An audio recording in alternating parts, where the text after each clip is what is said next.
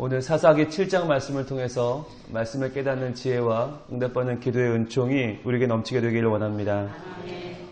오늘 사사기 7장은 드디어 어제 그렇게 어렵게 하나님의 사사로 선택된 기드온이, 그 겁도 많고 의심도 많고 조심성도 많은 그 기드온이 드디어 전투를 치러 승리하는 장면이 나옵니다.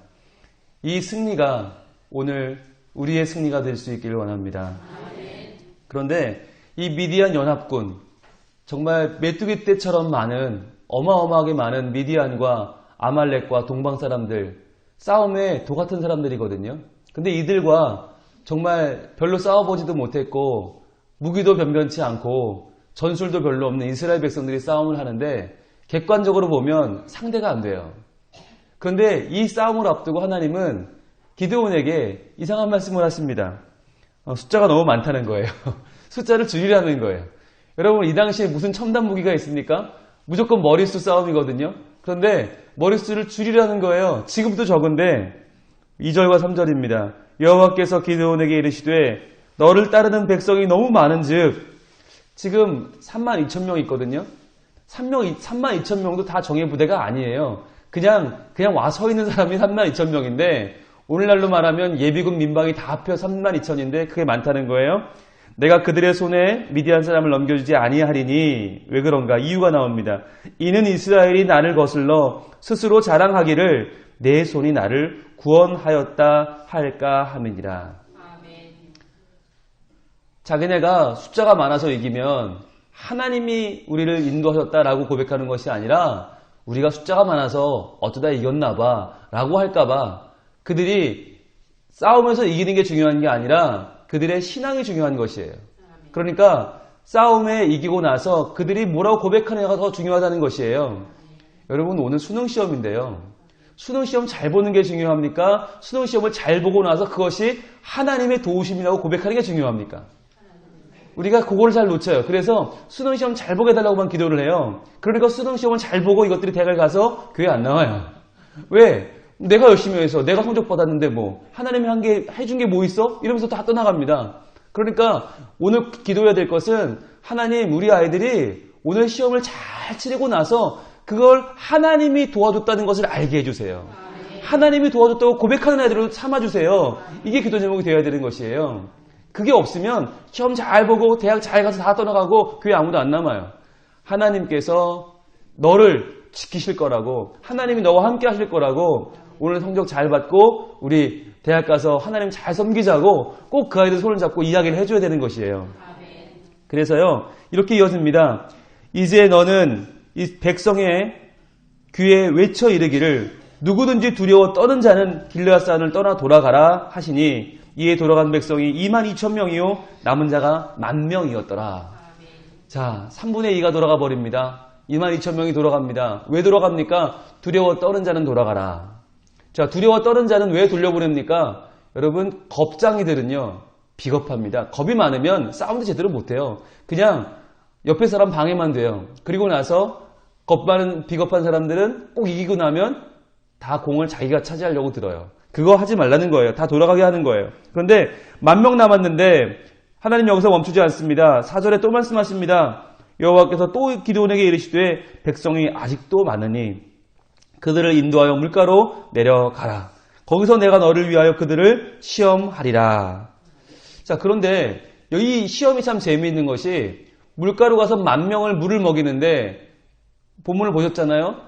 300명은 어떻게 먹어요? 개처럼 물을 떠서 이렇게 입으로 핥아 먹어요. 나머지 9,700명은 어떻게 먹어요? 무릎을 꿇고 고개를 숙여서 먹어요. 자, 그런데 이 시험에서 하나님이 개처럼 핥아 먹은 300명을 선택하시잖아요. 그런데 왜일까요? 왜 그들을 선택합니까? 우리가 보통은 본문을 볼 때 조심성이 있지 않나라고 보거든요. 무릎을 꿇고 먹는 사람들은 적이 쳐들어오면 다 당할 거니까 조심성이 없고, 물로 손을 떠서 먹으면 조심성이 있어 보이니까 전쟁에 적합하지 않을까. 그런데 그건 아닌 것 같아요. 왜냐하면 아직 전쟁이 시작되지 않았거든요. 전쟁을 치르러 가기 전에 물 한번 실컷 먹고 가야 되는데 그 물도 실컷 못 먹고 정말 거기 무릎 꿇고 앉아서 벌컥벌컥 버지고 힘을 얻어 나가도 지금 싸울까 말까 하는데 거기서 손을 떠서 먹는 사람들 우리가 보면요. 인간적인 눈으로 보면 이 사람들을 선택해서 싸움이 될까 싶어요. 그런데 하나님이 거기에 대해서 뭐라고 말씀을 하시는가? 이렇게 말씀하세요. 4절 하반절이에요. 거기서 내가 너를 위하여 그들을 시험하리라. 자, 내가 누구를 가리켜 내게 이르기를 이 사람이 너와 함께 가리라 하면 그는 너와 함께 갈 것이요. 내가 누구를 가리켜 내게 이르기를 이 사람은 너와 함께 가지 말 것이라 하면 그는 가지 말 것이니라 하신지라. 즉 하나님은 그들의 행태를 보고 그들이 어떤 모습이기 때문에 데려간 것이 아니라 하나님이 결정한 사람들을 쓰신 거예요. 오히려 어찌 보면 9,700명이 더 정말 실컷 물 먹고 나가 싸우자 오히려 더 나을 수 있어요. 인간적으로 보면 더 훌륭할 수 있어요. 그러나 하나님 보시기에는 일단은 소수를 택한 것이에요. 많은 사람보다 일단은 적은 숫자를 택한 것이에요. 10,000명보다 하나님은 300명으로 추려서 싸우기를 원하셨던 것이에요. 여기서 알 수 있는 것은 하나님이 선택하는 사람은 하나님의 주권으로 선택한다는 것입니다. 인간으로 보기에 인간적으로 더 나아 보이고 더 훌륭해 보여서가 아니라 무슨 이유가 있어서가 붙여서가 아니라 하나님이 보시기에 하나님이 이 사람들로 내가 이 싸움을 싸우겠다. 왜? 그 사람이 중요한 게 아니라는 거예요. 하나님이 중요하다는 거예요. 우리는 오해하는 게 자, 그럼 23,000명, 뭐 32,000명, 10,000명은 뭐 별로 훌륭한 사람들이 아니고 300명은 훌륭해서 이겼나? 아니라는 거예요. 300용사가 훌륭해서 이긴 게 아니라 하나님이 하신 거예요. 하나님이 하신 걸 보여주기 위해서 자꾸만 인원을 줄이는 거예요. 그래서 300명 어떤 이유가 있어서라기보다는 하나님이 선택한 사람들로 그 싸움을 하게 하십니다. 자, 그래서 9절에 보면 그 밤에라고 했어요. 그 밤에. 자, 하나님은 인력을 줄이고 그 밤에 바로 공격을 명령하십니다. 왜냐하면 인원이 줄었다는 소문이 나서 좋을 게 하나도 없잖아요. 지금 적어도 이쪽을 32,000명으로 알고 있는데 지금 300명, 100분의 1로 줄었거든요. 그 소문 나기 전에 그 밤에 바로 공격을 명령하십니다. 그런데 한 가지 남은 게 있어요. 누구죠? 기드온이에요. 기드온이 워낙 조심성이 많고 워낙 겁이 많으니까 기드온이 정작 싸우러 나가는 그 순간에 흔들리면 어떻게 돼요? 그럼 이 싸움 다 망치는 거예요. 그래서 하나님이 기드온 때문에 그의 성품을 아시는 하나님이 한 번 더 특별한 배려를 하십니다. 그래서 뭐라고 하십니까? 자, 10절입니다. 만일 내가 내려가기를 두려워하거든 내 부하 부라와 함께 그 진영으로 내려가서 자, 먼저 선발대로 가보라는 거죠. 정탐해서 그들이 하는 말을 들으라. 그 후에 내 손이 강하여져서 그 진영으로 내려가리라. 자, 그래서 정탐을 부라와 함께 갑니다. 자, 부라는 왜 갔을까? 아마도 미디안 사람들 말을 좀 이렇게 들어야 되니까 미디안 말을 하는 사람이 아니었을까 싶어요. 통역을 데리고 갑니다. 갔는데 자, 그들이 뭐라고 하는가? 꿈 얘기를 하는 거예요. 13절에 꿈 얘기를 하는데 야, 내가 꿈을 꿨는데 꿈에 보리떡 한 덩어리가 갑자기 튀어나오더니 야, 우리 미디안 장막을 엎어버리더라. 여러분, 이 꿈이 무슨 꿈일까요? 무슨 꿈이에요?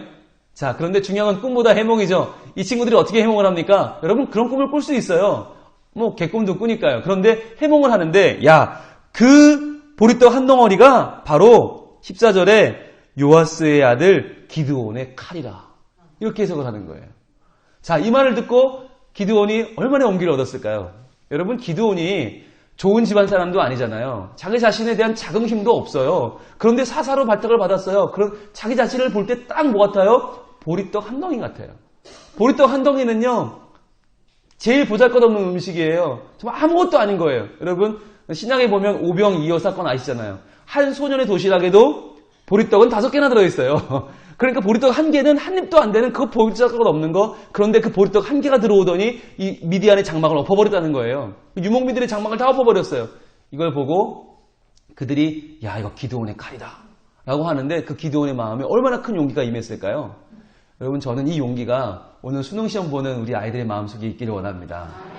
하나님, 저는요 보리떡 같아요. 하나님, 저는요 한 입 깨물어 먹기도 요기도 안 돼요. 그런데요, 저는요 그 보리떡으로 미디안의 장막을 엎어버리는 하나님의 사람으로 오늘 제가 떨지 않고 이 시험 잘 볼 수 있기를 원합니다. 여러분, 그 용기를 한번 심어주시면 얼마나 좋겠습니까? 자, 그래서 그 용기를 가지고 기드온이 자, 가자 갑니다. 자, 그런데 여러분 생각해보세요. 300명이 어떤 작전을 짜야 이길 수 있어요? 그 수많은 사람들을 수만 명, 아마 수십만 명 되겠죠? 어떻게 이겨요? 자, 희한한 작전을 짭니다. 한 손에는 나팔을 들고요. 나팔 불면서 와 불면서 그 횃불을 빈 항아리에 넣어서 들고 가서는 그들에게 가서 자 300명을 세 대로 나눠서 100명이 사방에서 접근하면서 횃불 불면서 여호와와 기드온의 칼이다 그러면서 어떻게 해요? 항아리를 깨는 거예요. 자, 항아리 깨지는 소리가 막 들리는데 그때가 언제냐면 19절에 보시면 기드온과 그와 함께한 백성이 이경초에 이경초는 밤 10시입니다. 10시부터 12시, 새벽 2시까지가 이경인데 이경초니까 10시, 11시 그때쯤이거든요. 그러니까 고리 잠들어 있을 그 시간에 횃불은 흔들리죠. 항아리는 깨지죠. 나팔은 불죠. 그들이 정신이 하나도 없는 거예요. 쿨쿨 잠을 자던 이 연합군들이 갑자기 일어났는데 막 깨지는 소리 들리죠. 횃불 나오죠. 나팔 불죠. 그러니까 이들이 혼동이 되기 시작하는 거예요. 그래서 22절입니다. 300명이 나팔을 불 때에 여호와께서 그 온 진영에서 친구끼리 칼로 치게 하심으로 적군이 도망하여. 자, 친구끼리 칼로 치는 일이 발생합니다. 왜요? 지금 정신이 하나도 없는 거예요. 야, 이거 어떻게 된 거야? 어떻게 된 거야? 그들이 서로 막 몰라. 저기 쳐들어왔나 봐. 야, 빨리 칼 들어 하다가 어설프게 지들끼리 다 죽여버렸다는 거예요. 여러분, 이 일이 어떻게 가능하죠? 이 일이 어떻게 가능합니까? 하나님이 하시는 것입니다. 그리고 이 싸움이 가능하게 된 이유가 또 하나 있는데 여러분 1절에 하나님은 복선을 깔아두셨습니다. 1절에 여룹바알이라 하는 기드온과 그를 따르는 모든 백성이 일찍이 일어나 하루센 곁에 진을 쳤고 미디안의 진영은 그들의 북쪽이요 모레산 앞 골짜기에 있었더라. 골짜기라는 데 해답이 있어요. 하나님이 적들을 왜 골짜기에 내복을 시키셨는가? 왜 거기 진을 치게 하셨는가? 바로 이 작전을 위해서예요. 여러분 골짜기가 아니라면 300명의 소리가 아무리 큰들 수만 명에게 들릴 수가 없어요. 골짜기니까 그 횃불도 더 커 보이고 골짜기니까 항아리 깨지는 소리가 더 우렁하게 들리고 골짜기니까 나팔 소리가 더 공포스럽게 들린 거예요. 그래서 아마 이 이스라엘 백성들이 3만 명은 넘는다는데 아마 저 애굽군들 수십만 명이라도 끌고 왔나 보다. 큰일 났다. 그리고는 막 정신없이 하다가 결국은 자기네끼리 칼로 쳐서 죽이고 다 도망하고 이들이 멸망했다는 것이에요. 그 골짜기란 얘기가 8절 끝에 한 번 더 나오고요. 미디안 진영은 그 아래 골짜기 가운데에 있었더라. 한 번 더 말해주고 12절의 중간에 또 나와요. 미디안과 아말렉과 동방의 모든 사람들이 골짜기에 누웠는데 자 하나님은 이들을 골짜기를 떠나지 못하도록 붙잡으십니다. 바로 이 작전을 위해서죠. 여러분 비록 300명밖에 없어도 하나님이 도우시면 하나님이 그들을 골짜기에 묶으시면 충분히 하나님이 주신 지혜로 승리할 줄로 믿습니다. 우리도 어찌 보면 참 작아 보이고 참 연약해 보이지만 하나님이 우리를 인도하시면 우리는 이길 수 있어요. 그런데 제일 멋있는 건 21절 바로 첫 부분인데요. 각기 제자리에 서서 그 진영을 에워싸매 그랬어요. 각기 제자리에 섰어요. 포위방을 좁히지 않았어요. 한 명도 공격하지 않았어요. 그냥 어떻게 해요? 횃불만 비쳤어요. 그런데 그들이 스스로 자멸했다는 거예요. 이게 우리가 세상을 이기는 방법입니다. 우리가 세상을 싸우고 그들 공격하고 그들을 해코지해서가 아니라 우리는 가만히 서서 하나님의 빛을 비추는 거예요. 예수 그리스도의 빛을 비춰주면 그들이 스스로 망한다는 거예요. 이것이 하나님이 이 악한 세상을 승리하게 하시는 방법입니다. 이 악한 세상을 우리가 이길 수 있는 방법입니다. 우리를 압제하는 이 세상의 세력에게 복수하려고 들면 안 된다는 거예요. 우리가 그들을 공격하거나 우리가 그들을 맞서 싸우는 게 아니라 우리는 가만히 서서 빛을 비추어줘요. 예수의 빛을 비추어줘요. 그러면 오히려 하나님의 영광이 드러나고 그들이 스스로 망한다는 것입니다. 로마서 12장 19절입니다. 내 사랑하는 자들아 너희가 친히 원수를 갚지 말고 하나님의 진노하심에 맡기라. 기록되었으되 원수 갚는 것이 내게 있으니 내가 갚으리라고 주께서 말씀하시니라. 이 말씀에 순종해서 기드온과 300용사 그들은 놀라운 승리를 거뒀습니다. 우리도 오늘 우리 마음속에 미움과 갈등을 털어버리고 이 세상 가운데 예수 그리스도의 빛을 비추어 줍시다. 그럴 때에 하나님께서 능히 우리를 통하여 하나님의 승리를 가져오시고 특별히 오늘 수능시험 치르는 우리 아이들 보리떡처럼 작지만 그러나 기드온의 승리했던 것처럼 이 놀라운 승리, 하나님이 주신 승리가 우리 아이들을 통해서 나타나고 하나님의 영광이 드러나는 오늘 이 중요한 수능일이 될 수 있기를 간절히 원합니다. 김경옥 집사님, 동신의 수험생들에게 헤브론을 허락하여 주시옵소서. 감사한 금리였습니다. 2,000문장 금리였습니다. 수험생 희준이 위하여 하나님께 감사한금 드렸습니다. 하나님 감사합니다. 기드온처럼 보리떡 한 덩이처럼 비록 연약하고 자신 없는 우리지만 하나님을 믿는 믿음으로 오늘도 승리하고 전진하는 저희 모두가 되게 하여 주시옵소서. 악한 세상에 맞서 싸우는 것이 아니라 예수 그리스도의 빛을 비추어 줄 때에 그들을 능히 이기고 하나님께 영광을 돌리는 우리가 되게 하여 주시옵소서. 떠오르는 수능인입니다. 수능시험 보러 가는 우리 귀한 아이들 발걸음 지켜주시고 건강 지켜주시고 좋은 컨디션으로 떨지 않고 오늘 시험 잘 치러 하나님의 영광 돌리는 하나님이 도우셨다고 고백하는 아이들이 다 되게 하여 주시옵소서. 오늘도 우리 동신교회 복을 주시되 특별히 담임 목사님 멀리 귀한 집회를 마치고 돌아오셨습니다. 건강과 목회를 지켜주시고 기도하시는 것마다 넘치도록 응답하여 주시옵소서. 1,000번지원금 감사원금 드린 손길이 있습니다. 그 마음에 간절한 소원을 주님 아시지요? 꼭 들어주시고 전능하신 하나님의 손으로 형통케 하여 주시옵소서. 예수님 이름으로 기도합니다. 아멘.